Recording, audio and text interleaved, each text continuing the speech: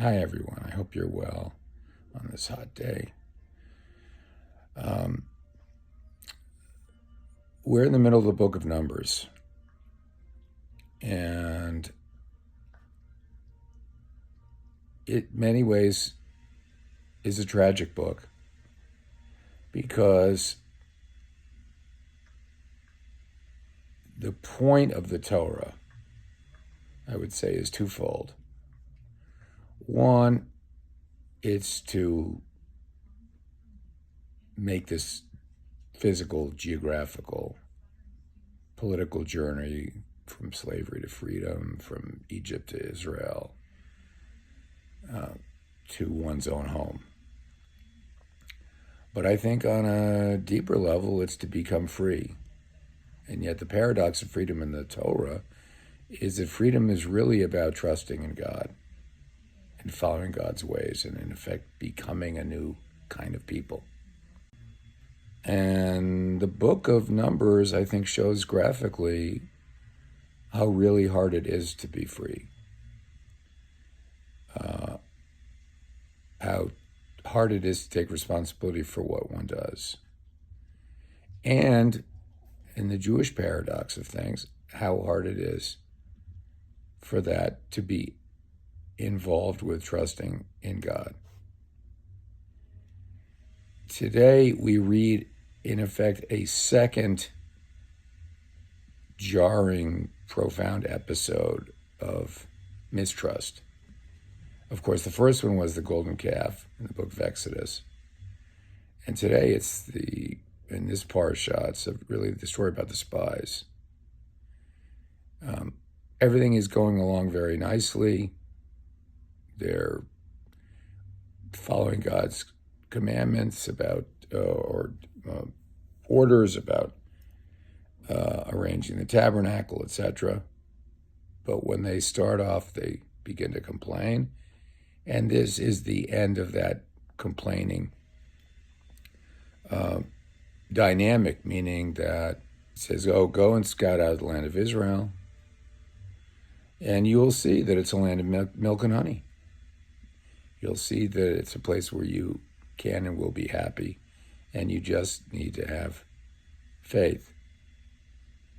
And of course, what the majority of the spies, the overwhelming majority of the spies come back with, scouts, is that, yes, it is a beautiful land. All the things that you promise us will be there, but it's not empty. It's got giants who make us feel like grasshoppers. And I think that's a crushing moment both for them as well as for God, because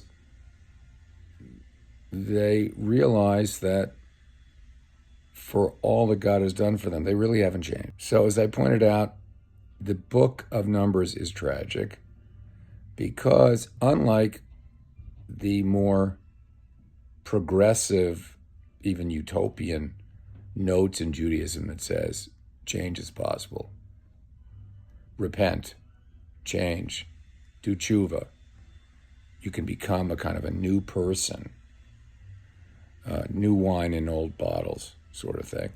The book of Numbers comes along and says, yeah, change may not be impossible, but it's really hard. It's really hard to have faith. It's really hard to go from being a slave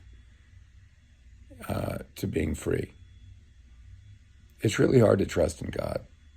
It's really hard to live with a vision in your head that is more powerful than the fears that you actually feel, the mistrust that you feel, the anxiety that you feel. It's really hard to trust in a kind of an internal vision of your future. And it's a sobering, I think, reality check for us to realize that, ask yourself the following question. Am I a person who lives motivated more by my fear of risk or by my sense of opportunity, trying to see chances for growth in life. I think that's very challenging for us as human beings, and also, frankly, as Jews. It's not always easy to see where opportunity lies. But the point is, maybe the real message of the book of Numbers is that to see opportunity is not just about intelligence, it's about faith.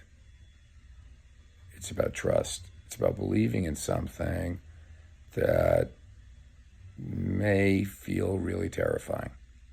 And the question is, when you're confronted with the fear and the opportunity, do you hunker down on the opportunity, or do you let fear guide you? So I wish you all a Shabbat Shalom. I hope it cools off for everybody. Please stay hydrated.